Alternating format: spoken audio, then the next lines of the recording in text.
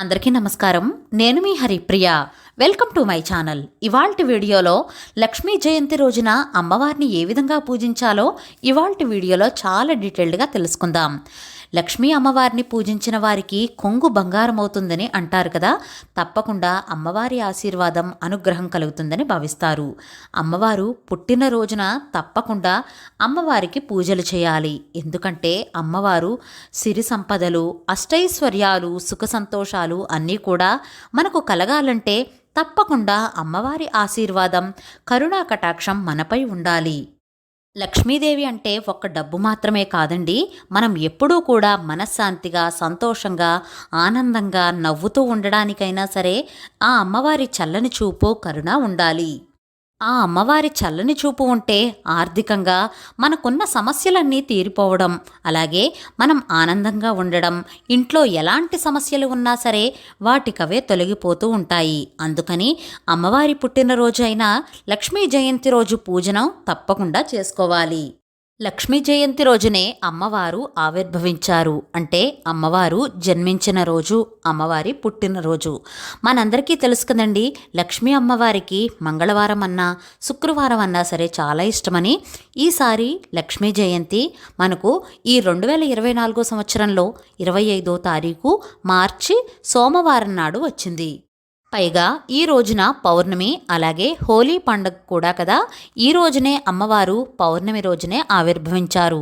ఈ ఫాల్గుణ పౌర్ణమి రోజునే అమ్మవారు పాలకడలి నుంచి దేదీప్యమానంగా బంగారుమయంతో చేతిలో కలువపూల దండతో అమ్మవారు ఆవిర్భవించారు.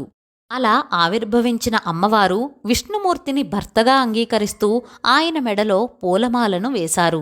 అందుకనే లక్ష్మీదేవి విష్ణుమూర్తిని వివాహం చేసుకున్న రోజు కూడా ఈ రోజునని అంటారు. అందుకనే ఈ రోజున తప్పకుండా లక్ష్మీ అమ్మవారి పూజ చేసుకోవాలి.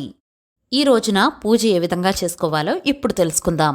లక్ష్మీ జయంతి రోజున ఇల్లు వాకళ్ళు శుభ్రపరుచుకుని తలస్నానం చేసి పూజకు అన్నీ సిద్ధం చేసుకోవాలి. ఈ పూజను ఉదయం అయినా చేసుకోవచ్చు, లేదా సాయంత్రం పూటైనా సరే చేసుకోవచ్చు. మీ వీలును బట్టి చేసుకోవచ్చు, కానీ ఉదయం చేసుకుంటేనే మంచిది. ఈ పూజను దేవుడి మందిరంలో అయినా చేసుకోవచ్చు, లేదా సెపరేట్గా పీఠం పెట్టుకునైనా సరే చేసుకోవచ్చు. పీఠాన్ని ఏర్పాటు చేసుకుని లక్ష్మీదేవి చిత్రపటాన్ని పెట్టుకోవాలి. నా దగ్గర వెండి లక్ష్మీదేవి అమ్మవారి విగ్రహం ఉందండి. ఒక వెండి కప్పును తీసుకుని 3 గుప్పెళ్ల బియ్యాన్ని వేసుకోవాలి. దానిలో కొద్దిగా పసుపు, కుంకుమ వేసుకుని దానిలో ఈ వెండి విగ్రహాన్ని ప్రతిష్ఠించుకోవాలి. మంచి సువాసన భరితమైన పువ్వులతో అమ్మవారిని అలంకరించుకోవాలి. తరువాత పసుపు వినాయకుణ్ణి కానీ, గణపతి విగ్రహాన్ని కానీ పూజలో పెట్టుకోవాలి. ముందుగా దీపారాధన చేసుకుని దీపపు కుంది దగ్గర అక్షంతలు, పూలు వేసి దీపజ్యోతికి నమస్కారం చేసుకోవాలి. మనం ఏ పూజ చేసినా, ఏ వ్రతం చేసినా గణపతి పూజతో ప్రారంభిస్తాం కదా. గణపతిది శుక్లాంబరధరం శ్లోకం చెప్పుకుని షోడశోపచారాలతో కానీ, పంచోపచారాలతో కానీ పూజించాలి. ధూపం, దీపం కూడా చూపించి నైవేద్యం పెట్టి మంగళహారతి ఇచ్చి గణపతికి మనస్ఫూర్తిగా దండం పెట్టుకోవాలి.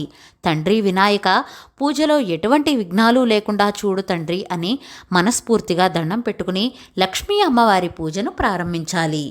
లక్ష్మీ అమ్మవారి పూజను కూడా షోడశోపచారాలతో పూజించాలి. అమ్మవారివి అష్టోత్తర శతనామావళి చదువుకుంటూ పూజ చేసుకోవాలి. పువ్వులతో, పసుపు, కుంకుమ, అక్షింతలు, మంగళకరమైన వస్తువులు ఉంటాయి కదండి. చిట్టి గాజులు, గోమతి చక్రాలు, గురువింద గింజలు, ఇలా మీకు ఏది అందుబాటులో ఉంటే వాటితో పూజ చేసుకోవచ్చు. కాయిన్స్తో, పువ్వులతో అమ్మవారిని ఈరోజు పూజించుకోవాలి. అలాగే మారేడు దళాలతో పూజిస్తే చాలా మంచిది. ఎన్ని మారేడు దళాలు దొరికితే అన్ని వాటితో పూజించండి. లక్ష్మీ జయంతి రోజున క్షీరసాగర మదనంలో లక్ష్మీ అమ్మవారితో సహా ఇంకా చాలా వస్తువులు బయటకు వచ్చాయి. అవేమిటంటే కల్పవృక్షం, కామధేనువు, పారిజాత వృక్షం, హాలాహలం, ధన్వంతరి, అమృతం, ఇవన్నీ కూడా లక్ష్మీదేవితో పాటే ఆవిర్భవించాయి. అయితే అమ్మవారు పాలసముద్రం నుంచి ఎలా ఆవిర్భవిస్తారు, అమ్మవారి జన్మ వృత్తాంతం ఏమిటి అనేది ఒక చిన్న స్టోరీ ఉందండి. తొందరగానే తెమిల్చేస్తాను. ఒకరోజు ఇంద్రుడు ఐరావతంపై స్వర్గానికి వెళుతుండగా దూరం నుంచి దూర్వాస మహర్షి చూస్తాడు. అమరావతిని పరిపాలిస్తున్న ఇంద్రునికి గౌరవ సూచకంగా దూర్వాస మహర్షి తన మెడలో ఉన్న దండను ఇంద్రుడికి ఇస్తాడు. ఇంద్రుడు ఆ పూలమాలను తన ఏనుగుకు తొండానికి వేస్తాడు. ఆ ఏనుగు దండను తీసుకుని భూమిపైకి విసిరేస్తుంది. ఇదంతా చూసిన దూర్వాస మహర్షి ఎంతో కోపంతో శపిస్తాడు. ఈ భోగభాగ్యాలన్నీ కూడా పోతాయని శపిస్తాడు. అప్పుడు ఇంద్రుడు తన అహంకారాన్ని తగ్గించుకుని క్షమార్పణ కోరతాడు. అలా క్షమాపణ కోరినా సరే దూర్వాస మహర్షి కోపం తగ్గించుకోకుండా నువ్వు శాపాన్ని అనుభవించక తప్పదు అని శపిస్తాడు. అయితే విష్ణుమూర్తి కృపతో నువ్వు పూర్వ వైభవాన్ని పొందుతావు అని చెప్పి అక్కడి నుంచి వెళ్ళిపోతాడు. దూర్వాస మహర్షి తన శాపం కారణంగా ఇంద్రుడు తన భోగభాగ్యాలన్నీ కూడా తగ్గిపోతూ ఉంటాయి. చివరికి రాక్షసులే అమరావతిని చేజింకించుకోవాలని ఇంద్రుణ్ణి మిగిలిన దేవతలను స్వర్గం నుంచి వెళ్ళగొడతారు. అంతా పోగొట్టుకున్న ఇంద్రుడు తన పరివారంతో సహా విష్ణుమూర్తి దగ్గరకు వెళ్ళి వేడుకుంటాడు. అప్పుడు విష్ణుమూర్తి రాక్షసుల సహాయంతో పాల సముద్రాన్ని చిలికి అందులోంచి వెలువడిన అమృతాన్ని అందుకుంటే తిరిగి అధికారాన్ని పొందవచ్చని సెలవిస్తారు. ఈ మాట విన్న ఇంద్రుడు ఇతర దేవతలంతా కూడా రాక్షసుల్ని పాల సముద్రానికి తీసుకువెళ్తారు. మందర పర్వతం వాసుకి సహాయంతో పాల సముద్రాన్ని చిలకడం మొదలు పెడతారు. అక్కడే ఉన్న విష్ణుమూర్తి కూర్మావతారంలో మందర పర్వతం మునిగిపోకుండా ఆ భారాన్ని భరిస్తారు. ఈ విధంగా రాక్షసులు దేవతలు సముద్రాన్ని చిలికినప్పుడే అనేక రకాలైన వస్తువులు జీవులు అలాగే లక్ష్మీ అమ్మవారు కూడా బయటకు వచ్చారు. ఈ విధంగా క్షీరసాగర మదనాన్ని మదించినప్పుడే లక్ష్మీదేవి అమ్మవారు ఆవిర్భవించారు. లక్ష్మీ అమ్మవారి జన్మ వృత్తాంతం అయితే ఇదేనండి. లక్ష్మీ అమ్మవారికి సంబంధించిన అష్టోత్తరాలు సహస్రాలు మహాలక్ష్మి అష్టకం అష్టలక్ష్మి స్తోత్రాలు అన్నీ చదువుకుంటే చాలా మంచిది. తర్వాత ధూపం దీపం కూడా చూపించి నైవేద్యంగా కాచి చల్లార్చిన పాలు పండ్లు పరమాన్నం చక్కెర పొంగలి ఇలా ఏదైనా సరే అమ్మవారికి నివేదన చేయవచ్చు. తర్వాత అమ్మవారి పాటలు చక్కగా పాడుకుంటూ పంచహారతిని ఇస్తే చాలా మంచిది. ఆ తర్వాత కర్పూర నీరాజనాన్ని కూడా సమర్పించాలి. ఈ విధంగా లక్ష్మీ జయంతి రోజున పూజను చేసుకోవాలి. ఇలా పీఠం పెట్టుకుని పూజ చేసుకుంటే బ్రహ్మచర్యాన్ని పాటించాలి. ఒక పూట భోజనం చేస్తే మంచిది. ఉల్లి వెల్లుల్లి తినకూడదు.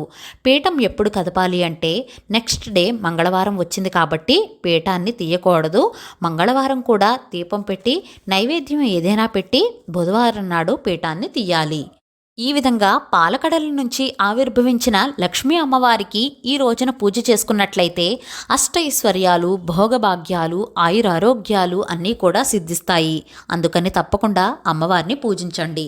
ఈ వీడియో మీకు నచ్చినట్లయితే please like share subscribe to my channel. మరో సరికొత్త వీడియోతో మళ్ళీ కలుస్తాను. నేను మీ హరిప్రియ.